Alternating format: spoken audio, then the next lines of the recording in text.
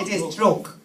You know, when you have stroke in this hand, it will paralyze and it will not feel anything. The other body will be working, but the hand is not working. In the church today, we have many strokes in the body of Christ. That's why you see people backbiting others, because they don't feel pain. Paralyzed. When it is cut, it can't feel pain. Some of us have stroke, spiritual stroke. That's why you don't care talking about your brother. You don't care even cursing or saying evil things upon your brother. But if you don't have that spirit of stroke, you will feel the pain when you hear somebody talking about Rebecca. Oh, somebody is talking about Dan. Somebody is talking about Susan. No, I can't stand it. Please, can you tell me why you are talking about them? Because they are part of the body. But if you are paralyzed somewhere, if you have a stroke somewhere, you will support and say, no, Gemona, I know she's not good. Praise God. So the Holy Spirit told us, it is time for the sick people, those who are paralyzed, those who have the stroke, to get back to the doctor, the great physician, Jesus Christ, Jehovah Rapha, and get the healing. When you get the healing, you'll have every sense alive. That if anybody pinches your brother, you say, I cannot stand that. Praise God. This is not a message for you. It is for somebody else. But I just pass by because you are my children. I bless you and I love you. Amen. Amen. Can we go to the word of God very quickly? And today I thank God for the service. We are doing well and God is good. And I want also to ask you, if you came with your small paper that we said you are going to write, whatever you want to be doing freely and with freedom in the house of God, please give me that paper before I leave. Or we can put it in the basket, in one of the baskets. I'll get them and we will know what to do. I also wanted to tell you, if God helps us, and He will, the month of July, it will be a month of outreach. We have to reach people.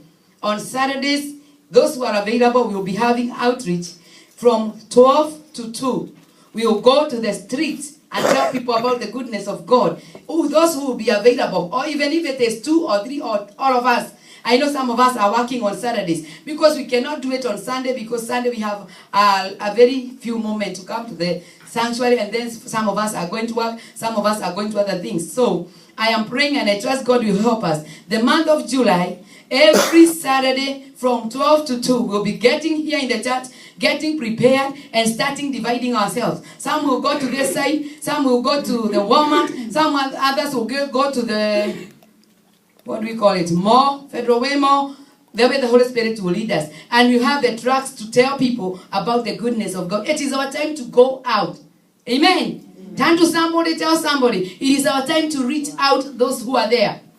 Amen. God has not just called us to sit down. He has called us to go and reach them. Amen. So now I want to say this. We have ordered the chairs already and the carpet. We are planning on it because we have not gotten the good price for the carpet. They are very, very expensive. And we didn't want to use all the money for the carpet, and we are not yet forever. So we are going to use it wisely, and whatever deal we're going to get good, we will tell you. But for now, the chairs are on the way coming. Bwana asifiwe. Situpigie Bwana Yesu makofi. Amen. And yesterday somebody gave me his chair. He told me, I didn't come for the fundraising, but I have $50. The chairman of Kenya Community, Mr. Kimani, he told me, I have my chair today. And he gave me, I have the check. Amen. Amen. So God is doing a new thing. Bwana asifiwe. Amen. Even there are some other people who have been coming. Bishop John Mudaka came and he brought $60. And other people have been coming one by one. God bless you so much. It is recorded and I am taking all the money to the bank. Nothing is going wrong. Hallelujah. Amen. Today I have the message that God gave me to share with you guys. It is trusting in the Lord. Amen. Trusting in the Lord. The Bible says in the book of Psalms 37, we are going to read the word of God from verse 3 up to verse 5. Psalms 37, 3 to 5. If you are there, I can read and we can get together. Amen. Bwana asifiwe. If you are there, say amen. Amen. Hallelujah. The Bible says, trust in the Lord and do good. Dwell in the land and feed on his faithfulness. Delight yourself also in the Lord, and he shall give you the desires of your heart. Commit your way to the Lord, trust also in him, and he shall bring it to pass. He shall bring forth your righteousness as the light, and your justice as the noonday. Rest in the Lord and wait patiently for him. Praise the Lord. Amen. This is the word of God. I want to get the other word in the book of Psalms, the same Psalms. Psalms 125.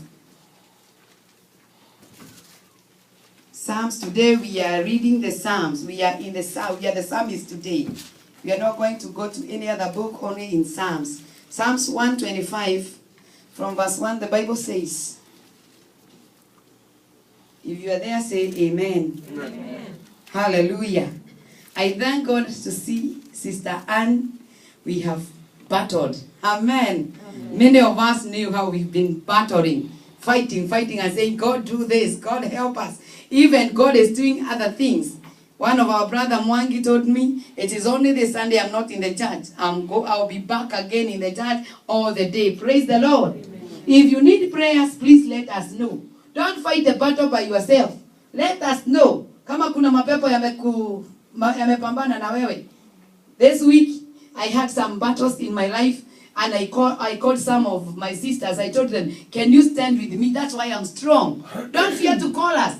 Even the pastor calls others.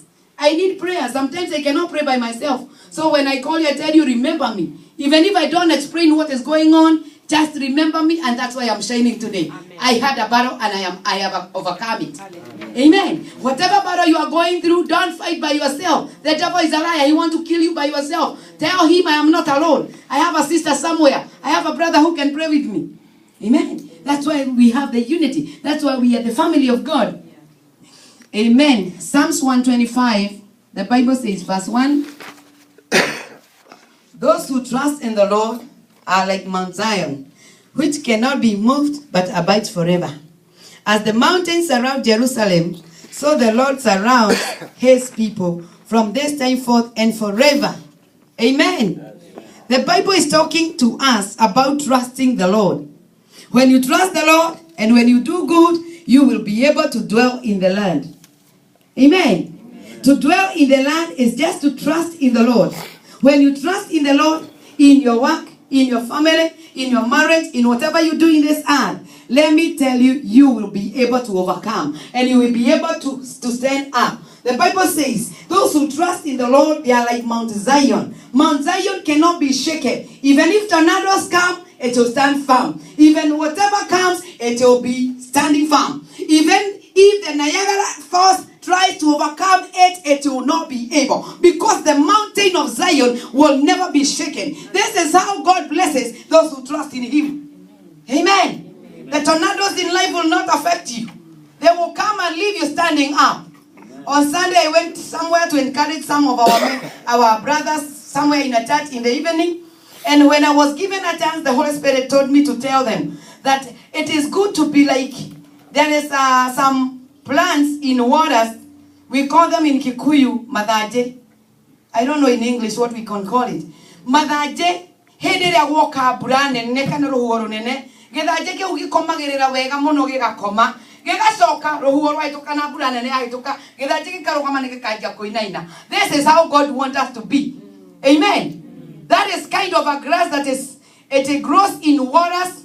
It is like tall like this. When the floods come or whatever comes or the wind comes, it goes down with the wind, it lies down in the wind, and when the winds go away, the plant gets up again and starts praising the Lord. Amen. Hallelujah. Amen. This is the type of the people that God is looking for.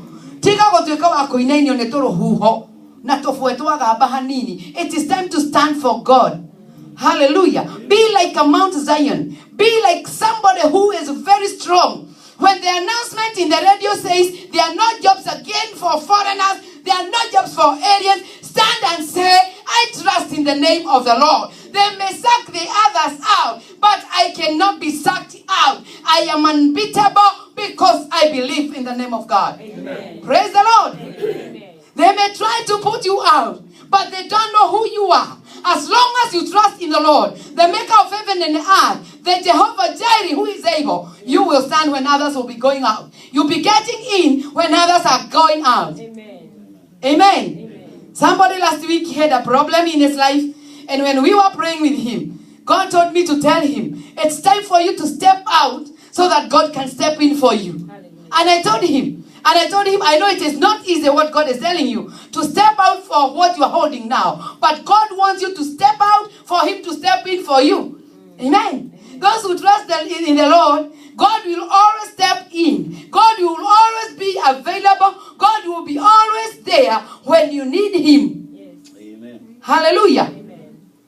Praise God. Amen. Those who trust in the Lord, they will not be shaken when there are many news. When this come, oh, the government is doing this. Oh, the economy is like this. Oh, it is like this. Oh, in Seattle, there's people, those who are not, they don't have degree, they cannot survive. You will stand and say, with or without degree, I am a son of God, and I'm looking forward to see victory on my side. Hallelujah. Hallelujah. Amen. Praise the Lord. Those who trust in the Lord, they shall renew their strength. In the book of Isaiah says, and they shall renew their strength.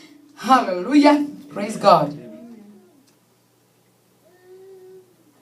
Thank you, my dear. Thank you, Jesus. Hallelujah. So, I want you to be encouraged with this word, to trust in the Lord totally. Don't be moved. Be like Mount Zion and be surrounded. The Bible says, as the mountains surround Jerusalem, so the Lord surrounds his people. The city of Jerusalem, we have not gone there. I'm planning to go there. I'm praying that God will help me to go there before Jesus comes. But we read and we see in the news or whatever we see that Jerusalem, the city of Jerusalem, is surrounded by mountains. Amen. The city is surrounded by mountains. That's how Jehovah God surrounds his city, because you are the city of God. You are the city lifted up. Don't lower yourself. God has lifted you up. Amen. In the place of work, you are the person to declare there is a God in heaven.